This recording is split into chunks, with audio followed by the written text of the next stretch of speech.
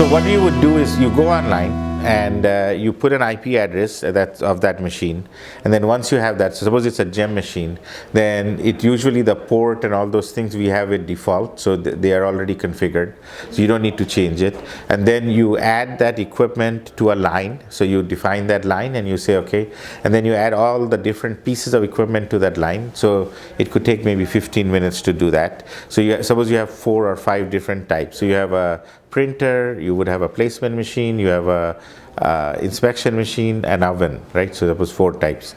So that to do that would take about maybe an hour, and you put that in, and then once you're done, you would put the line in, and then you go to the dashboard and you start monitoring the line. That's it. There's nothing else to be done.